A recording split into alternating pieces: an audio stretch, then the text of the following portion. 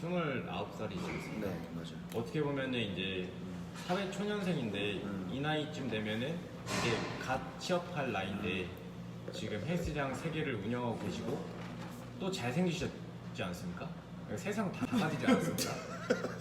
근데 이렇게 보면 사람들의 인식이 솔직히 금수저다 이런 이미지가 있을 수밖에 없습니다. 근데 저 대표님 아는 입장에서 이 인생 스토리 한번 얘기해 주시면 도움이 많이 이런 것도 많았지만은 어린 유년 시절을 부터 얘기를 하자면 결국에는 내 사연들을 얘기를 풀어내야 돼. 그러려면은 우리 부모님 얘기를 꺼내야 되고 우리 가정사를 얘기 꺼내야 되는데 그동안 그런 얘기들을 꺼내지 않았던 거는 우리 부모님들 욕을 먹이기 싫었고 그럼에도 불구하고 난 부모님에게 굉장히 감사한 부분도 많고 아직도 존경하는 부분들이 많기 때문에 얘기를 꺼내지 않았던 거거든. 초등학교를 3번 옮기고 어릴 때 굉장히 힘들게 살았어요.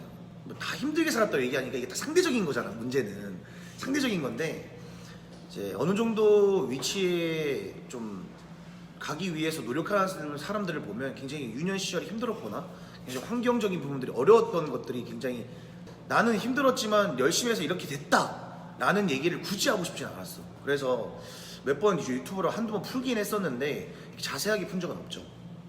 수능을 치고 딱 집에 온 날 그때 이제 완전하게 집이 무너진 거지. 가압류 딱지가 집에 다 붙어버렸어. 그때 당시 어머니가 이제 마당에서 막 울고 계시고 그것 때문에 막 명절에 막 덩치 큰 아저씨들 막 찾아오시고 막 그런 기억들이 지금도 생생해. 나에겐 어릴 때 상처니까 10대 때.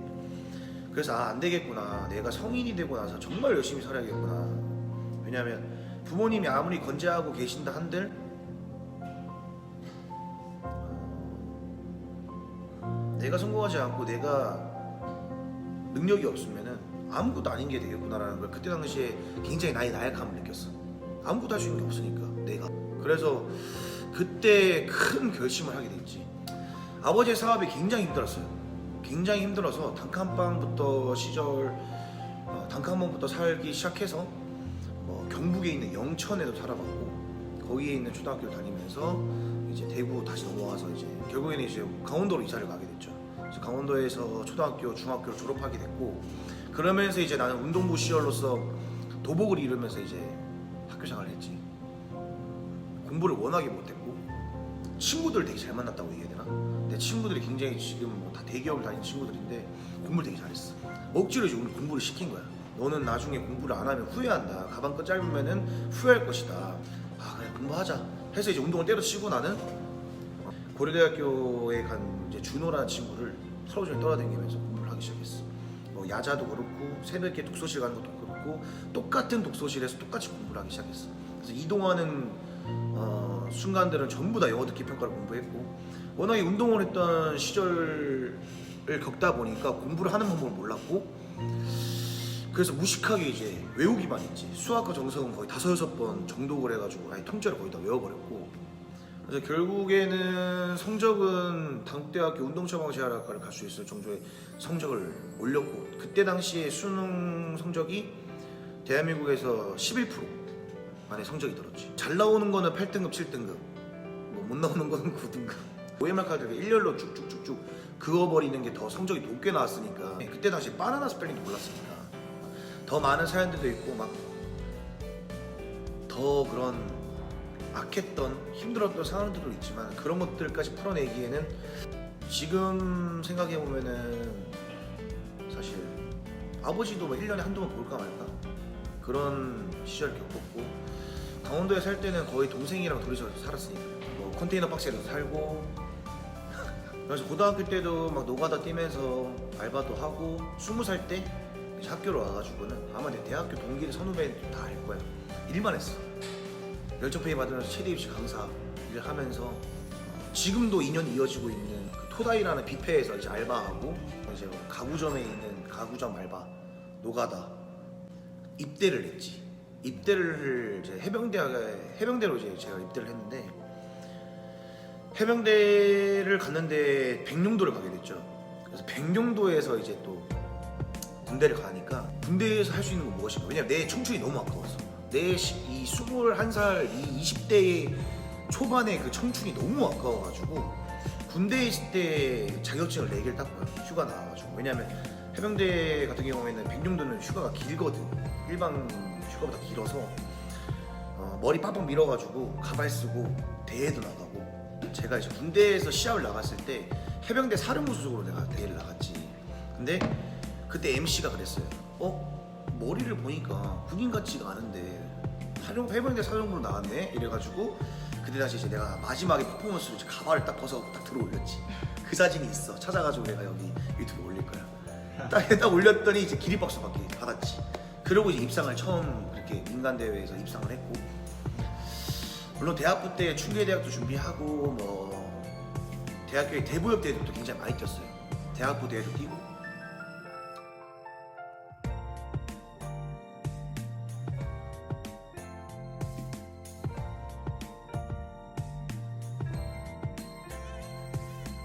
그렇게 이제 시합을 준비하면서 지금까지 이렇게 오게 됐는데, 뭐 25살에 센터를 인수해가지고 센터를 할 거라는 건 솔직히 나에겐 굉장히 큰 모험이었고, 왜냐하면 트레이너 생활만 해가지고 돈을 벌어서 이렇게 해서 빚을 못 갚겠구나라는 생각이 들었어.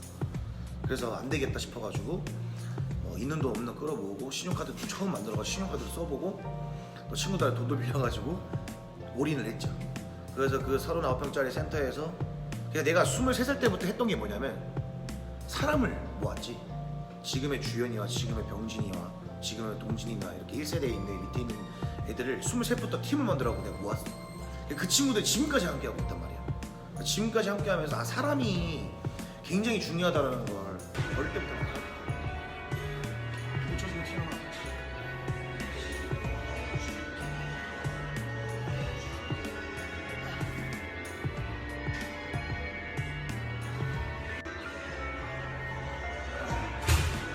화이팅! 하나, 둘, 셋, 넷, 다섯, 나이스!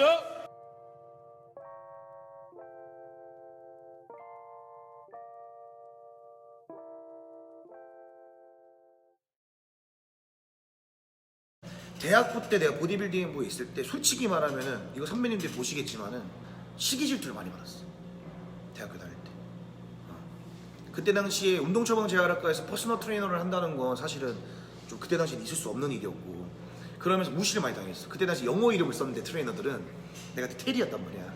그래, 아이 테리 일로 와봐 막 이래. 그래가지고 생리학이나 해부학이나 이런 것들을 막 물어봐. 근데 그때 당시 난 2학년이니까 잘 알지 못할 거 아니야. 모르면은 그 밑에 있는 신입생들 앞에서 날 이제 쪽팔림을 주는 거지. 그렇게 이제 운동검사실이나 이런 데서 막 야, 트레이너가 이런 거 모르면 돼? 이러면서. 그래서 내가 공부를 더 했던 것 같아. 그러면 체형관리서 따고 막 진짜 외국 시험도 공부하고 뭐 자격증 많이 됐지. 그래 내가 공부를 많이 해야 이렇게 무시 당하지 않겠구나. 아무리 내가 보디빌딩을 하더라도 이 보디빌딩 연계해서 트레이닝을 하려면 굉장히 똑똑해야겠구나라는 생각을 했기 때문에 공부를 많이 했어요. 그래서 학교 공부를 잘 못했어.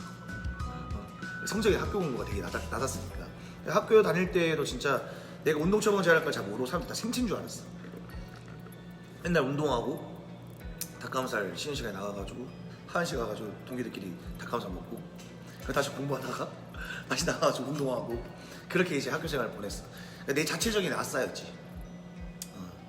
워낙에 알바도 많이 하고, 그러니까 새벽에 일어나서 새벽에 출근을 해가지고 레슨을 하고 9시에 학교를 가가지고 수업을 듣고 다시 그때는 차가 없어서 자전거를 타고 그렇게 일과 학교 생활을 병행하면서 시합까지 다 준비를 했으니까 몸이 좋아지고 싶다는 생각이 너무나 강했기 때문에 체전을 뛰시는 형님들한테 레슨도 받고 뭐 2017년도까지는 18년도까지는 서진 형님한테 레슨도 받고 이렇게 계속 무언가 세미나도 계속 들어다니고 계속 공부를 했던 것 같아.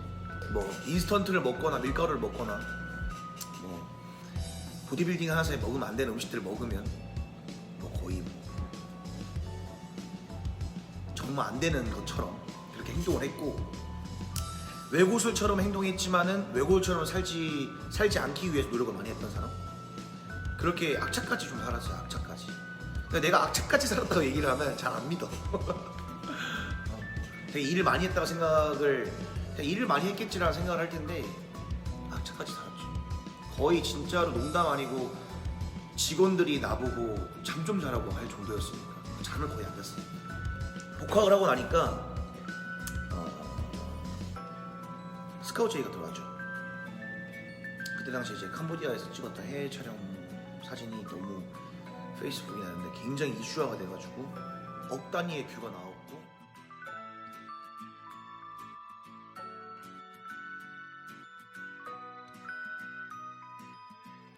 수십만 개의 악플이 달렸고 그때 당시 23살 때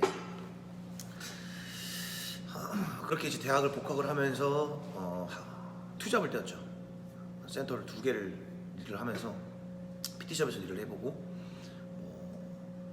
이제 헬스장에서도 일을 해보고 그래서 페이스북 덕에 그렇게 그러면서 이제 나는 좀 외국 여행을 가다가 이런 머슬핏 아니 팔은 좀 끼고 싶은데 기장은 짧아. M 사이즈를 근데 라지 사이즈면 팔은 널널한데 기장은 맞아. 그래서 안 되겠다 싶어가지고 M 사이즈 팔둘레에다가 라지 사이즈의 옷을 만들어내기 시작했죠. 그때 이제 2014년도로 머슬핏 스트롱웨어라는 의류를 만들어서 스냅백부터 많은 판매량을 이끌어내서 그렇게 돈을 벌기도 했어요. 내가 25살에 페어판 센터를 인수를 했잖아. 네. 페어판 센터 인수해서 그 39평짜리 PT샵에서 스미스 머신 하나, 케이블 머신 하나랑 파워렉 하나 있는 곳에서 하루에 3번씩 운동을 하고 진짜. 그래서 그때 당시에 내가 센터를 차리고 이럴 때 뭐 금수저 이런 건 떠나서 되게 유언비어나 어떤 그런 얘기들 많이 돌았어. 스폰을 받는다. 뭐 회원 하나 잡아가지고 스폰 받는다. 몸 대해준다. 뭐 노래방 보도 출신이다. 선수 출신이다. 호파 출신이다. 뭐 여자를 월화수목금토일 다 바꿔가면서 여자랑 논다. 유흥에 빠져 산다. 근데 그렇게 했더라면 사실 내가 돈을 못 모았겠지. 그리고 직원들이 옆에 있지 않았겠지. 그리고 인성이 바닥인 사람 옆에 직원들이 있지 않았겠지. 그 오랜 시간 동안. 그런 유언비어들이나 그런 것들을 센터인 대표들이 그렇게 회원들한테 얘기를 하고 다녔고 그 센터 밑에 있는 트레이너들이 그런 얘기들을 하고 다녔어. 그런 게 결국은 내 귀에 들어왔고 그러나 무시하는 게 답이다라고 생각을 했기 때문에 대응하진 않았어. 이제 시간이 지나고 나서야 그 센터들은 다 망했고 결국에는 우리 센터는 남아있지. 그냥 결론적으로 봤을 때에는 그렇게 남을 욕을 하고 그렇게 비판은 괜찮은 것 같아요. 그냥 비난하고 맹목적인 비난인 거지 한마디로. 내리 깔고 이렇게 하는 사람들은 결국엔 내 얼굴 침뱉기인 것 같아. 그래서 천안에서 사실은 유일하게 미니한 수심이 그래도 이제 인지도가 많이 올라가기도 했고 잘 되고 있는 피트니스 센터 중에 하나로 자리매김하기까지 그런 것들이 사실이었더라면 남아있지 않았겠죠. 이게 사람이 결국에는 준비가 되어 있어야 될 것 같아. 준비가. 기계 얘기 되게 많이 하잖아. 근데 정말로 기회가 와요. 준비가 되어 있다 보니까. 이제 살 뺄 과외가 같은 나한테 식품 같은 경우에도 지민 대표님이 나를 2년 동안 보고 나서 살 뺄 과외가를 같이 하자고 이제 제의를 하게 됐고 재능 기부를 하는 것도 그렇고 이번에 승건이 같은 경우에 내가 재능 기부했을 때 쌤이 듣고 온 거 아니야? 네. 종영가에서 오기 때. 맞아.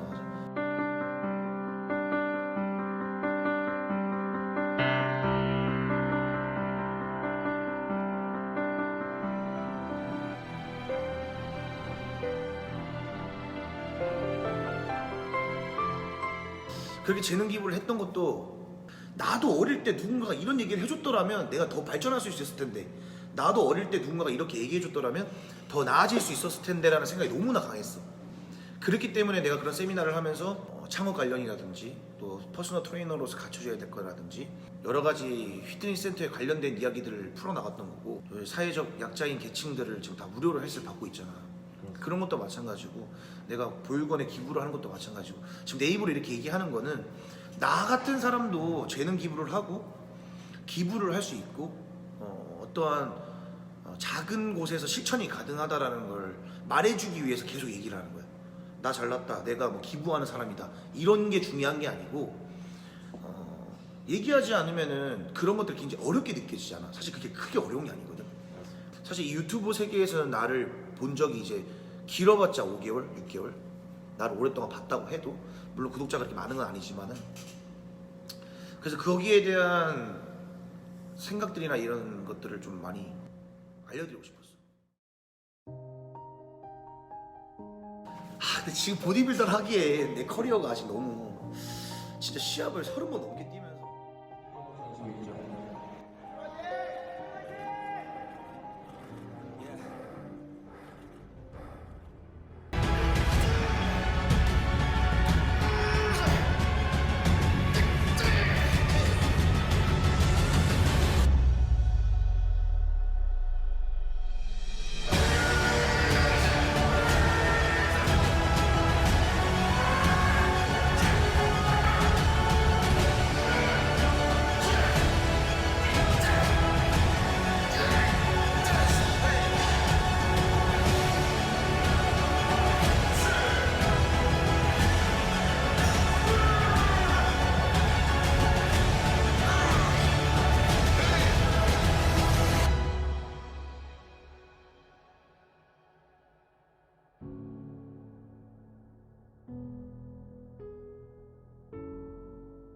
뭐 병풍도 많이 서고 예선 탈락도 진짜 많이 하고 물론 1등도 많이 해봤지만은 진짜 보디빌더가 되고 싶어.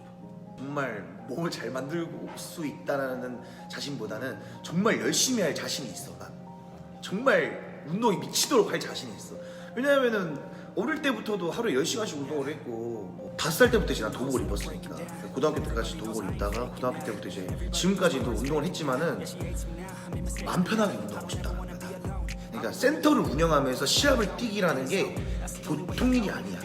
내가 하고 있는 게 대단하다는 얘기라기보다는 센터를 운영하면서 직영이잖아. 이 세계가 지금 직영점으로 돌리면서 직원들을 관리를 하고 회원들을 관리하고 그 와중에 대회를 준비한다는 게 쉽지가 않아. 더군다나 나 지금 선수에서 몇 명이야. 10몇 명이 되는 인원들을 레슨을 하면서 시합을 준비한다는 게 쉽지가 않지. 그게 작년에도 너무 아쉬웠어. 그래서 진짜 나는 보디빌더가 되고 싶다라는 생각은 무엇이냐면 어릴 때부터 팀을 만들었을 때 내가 얘기했어. 내가 센터를 차리면 내가 성공을 해서 너희들 센터를 하나씩 다 주고 난 너희들한테 용돈 받을 거다. 용돈 주면 난 그 용돈 받으면서 나는 컨테이너 박스 같은 거나 진짜 땅 같은 거 하나 사가지고 피트니스 센터 하나 만들어가지고 정말 우리 전용 운동하는 거 골드짐 같이 아니면 막 옥시즌짐 같이 진짜 막 선수촌처럼 만들어가지고 난 너희들한테 용돈 받으면서 나 운동만 할 것이다. 난 얘기해. 근데 이런 거를 난 지금 32, 3 정도 안에 이뤄내고 싶다라는 생각뿐이야. 사실은 각 센터들한테 용돈만 받으면서 그걸로 식단 사 먹고 보충제 사 먹으면서 운동만 해가지고 나 보디빌더가 되고 싶다. 그러면 그래도 난 30대 초반일 거니까. 그러니까 내 20대를 이렇게 보내는 거야. 나 20대를 선수로서의 목표? 사실은 IFBB를 도전하고 싶어. 일단은 올해 내년 안에 꼭 나바에서 물론 지금 6년 넘게 지금 1등을 못했지만 나바에서 꼭 보디빌딩 보면서 1등을 하고 프로모델 한번 서는 것도 내 목표이기도 하고 또 더 나아가서는 스트레치 피시크로 이제 IFBB 대회를 도전을 해서 잘 된다면 외국 대회들도 뛰면서 내 30대를 보내고 싶어. 내 30대는 그게 내 목표야. 천안에서는 이미 미녀아춤이라는 센터 자체 여기까지 오기까지 모두의 도움이 있었고 지금 미녀아춤 식구들 모두의 영향력이 있었고 그로 인한 그들의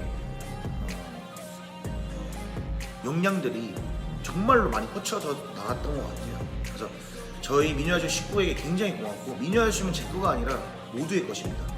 저는 그렇게 진짜 생각하고 있고 저희 피트니스 이 문화를 굉장히 좋아해 주시고 사랑해 주셔서 저도 여기까지 있을 수 있었던 것 같아요. 이들이 나 봤을 때 사업하는 사람